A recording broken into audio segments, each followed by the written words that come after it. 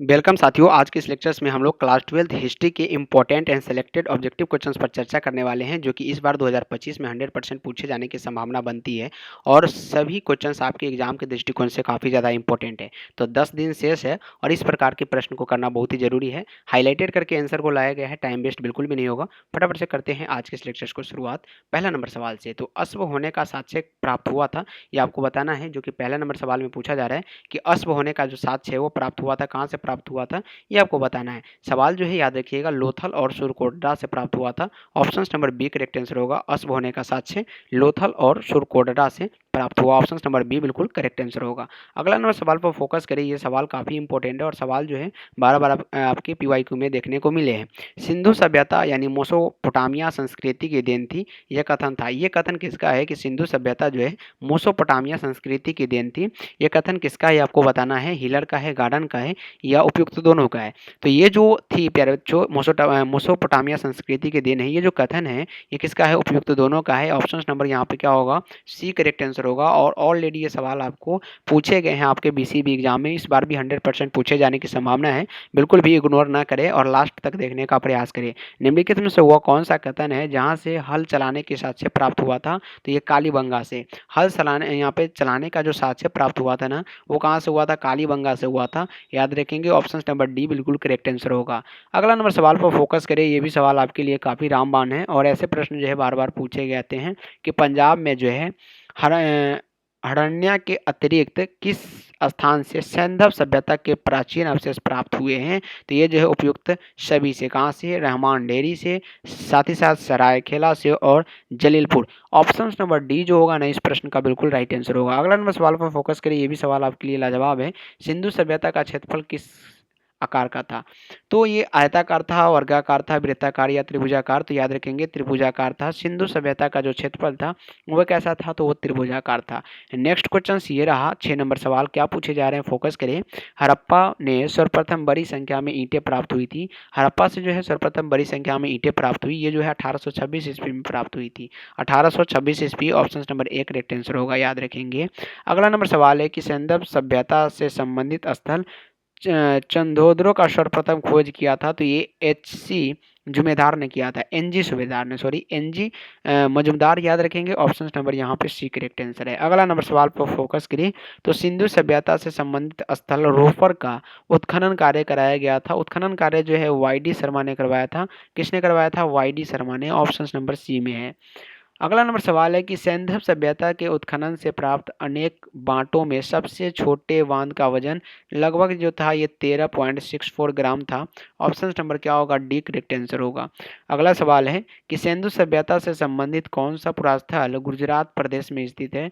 सिंधु सभ्यता से संबंधित है और पुरास्थल भी है, गुजरात प्रदेश से स्थित है, ये जो है भोगात्रार है। Option number A correct answer होगा, भोगात्रार।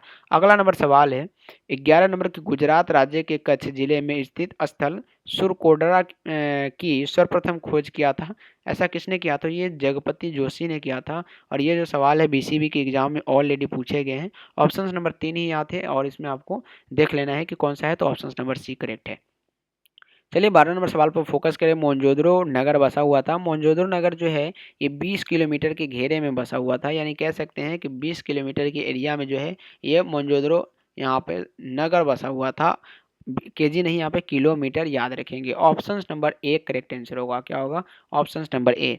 अगला सवाल है आपकी स्क्रीन के सामने, हड़प्पा लिपि से सर्वाधिक साम्य रखता है द्रविड़ लिपि। सर्वाधिक साम्य कौन रखता है, तो द्रविड़ लिपि रखता है। फटाफट से स्टडी विद रवि चैनल को सब्सक्राइब करें और ज़्यादा से ज़्यादा शेयर करने का भी प्रयास करें अपने भाई बहन दोस्तों के पास, जितने भी ग्रुप चल रहे हैं 2025 के लिए उनमें।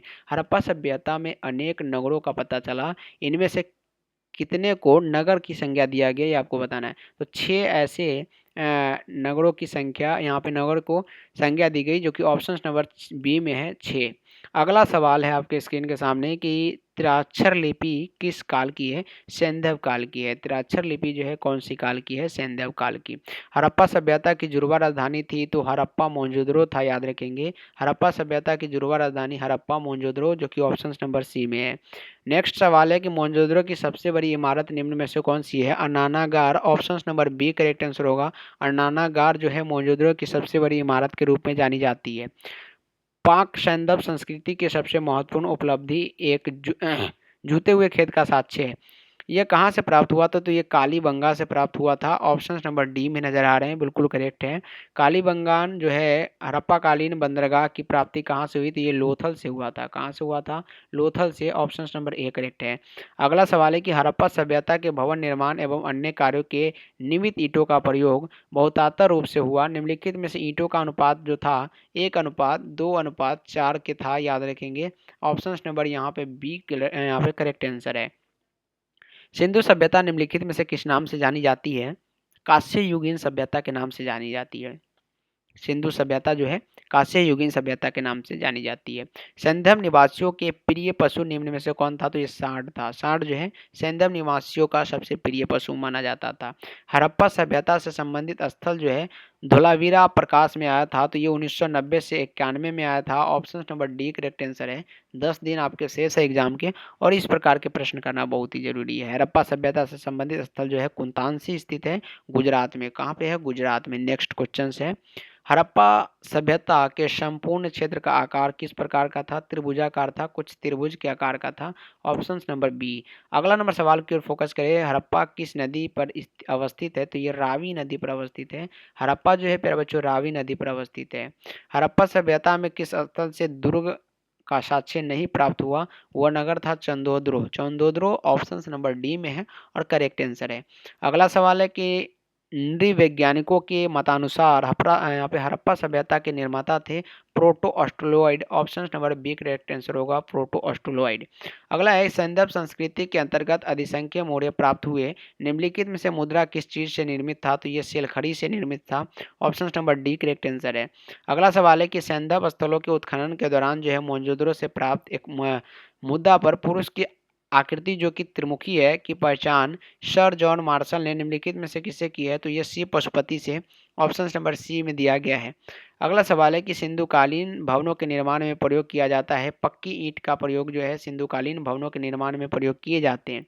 नेक्स्ट क्वेश्चन है, हड़प्पा काल के लोग उपासना करते थे। मातृ देवी की उपासना जो है हड़प्पा काल के लोग किया करते थे। अगला सवाल पर फोकस करें तो राखालदास बनर्जी को मोहनजोदड़ो के अवशेष कब मिले थे? 1922 में जो है राखालदास बनर्जी को मोहनजोदड़ो के अवशेष मिले थे। ऑप्शन नंबर सी में नजर आ रहे हैं और बिल्कुल करेक्ट आंसर भी होगा। 34 नंबर सवाल है कि सिंधु सभ्यता किसके समकालीन नहीं मानी जाती है? चीन के सभ्यता के समकालीन जो है यहाँ पे सिंधु सभ्यता नहीं माना जाता। अगला सवाल है, सिंधु सभ्यता के निवासी किस देवी देवता की पूजा नहीं करते थे? तो ये विष्णु की पूजा जो है सिंधु सभ्यता के निवासी नहीं किया करते थे। 36 नंबर के प्राचीन सिक्के निम्न में से किस धातु के बने हैं? उसमें जो है तांबा, चांदी, सोना और सीसा सभी का मिश्रण है, याद रखेंगे। ऑप्शन नंबर डी में है, याद रखिए। अगला सवाल है कि प्राचीन भारत के लोगों के भौतिक जीवन के बारे में जानकारी मिली, उसे क्या कहते हैं? उसको जो है हम लोग पुरातत्व का बोलते हैं। क्या बोलते हैं? पुरातत्व बोलते हैं। अगला क्वेश्चन है आपके स्क्रीन के सामने और पूछा क्या जा रहा है कि पुरातात्विक स्रोत निम्न में कौन सबसे प्रमुख है? अभिलेख जो है मिलते हैं वो सबसे प्रमुख माने जाते हैं। अगला है कि प्रारंभिक अभिलेख किस भाषा में है? तो ये प्राकृतिक भाषा में है प्रारंभिक अभिलेख, याद रखेंगे। नेक्स्ट क्वेश्चन पर फोकस करें तो अशोक के अभिलेख को सर्वप्रथम किसने पढ़ा है? तो जेम्स प्रिंसपे ने पढ़ा है। ऑप्शन नंबर सी में है।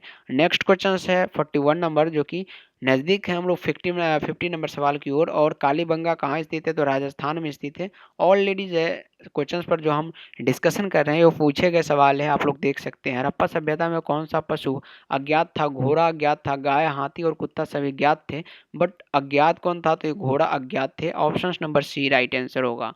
पानी के जहाज और बुना कपड़ा का साक्ष्य किस जगह से पाए गए मोहरों से प्राप्त हुआ है? तो ये मोहनजोदड़ो से प्राप्त होता है।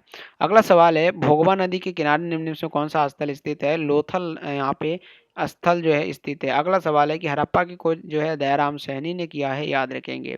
नेक्स्ट क्वेश्चन है, सिंधु सभ्यता में हल का प्रमाण जो है कालीबंगा से मिला है। कहाँ से? कालीबंगा से। नेक्स्ट क्वेश्चन, हड़प्पा संस्कृति की जानकारी कब हुई? 1921 में हड़प्पा संस्कृति की जानकारी हुई थी। नेक्स्ट क्वेश्चन है कि मोहनजोदड़ो की जानकारी किस पुरातात्विक से मिली है? तो ये Rakhaldas Banerjee. Option number B. अगला सवाल है, सिंधु घाटी सभ्यता के समाज का स्वरूप कैसा था? तो ये जो है मातृ रचनात्मक था। और ये आज का लास्ट सवाल है, विशाल स्नानागार के अवशेष कहाँ से प्राप्त हुए? मोहनजोदड़ो से प्राप्त होते हैं, ऑप्शन नंबर सी में। तो प्यारे बच्चों, ये 50 क्वेश्चंस का डिस्कशन हमने किया है जो कि स्टडी विद रवि के इस ऑफिशियल चैनल पर, और ये एमबीबीआई हो सकता है आपके लिए, आपके बिहार बोर्ड एग्जाम के लिए 10 दिन शेष है और इस प्रकार के प्रश्न जो है लाजवाब रूप से आपसे पूछे जाते हैं। तो मिलते हैं फिर से अगले क्लास में, तब तक के लिए बाय बाय, टेक केयर, जय हिंद, जय भारत।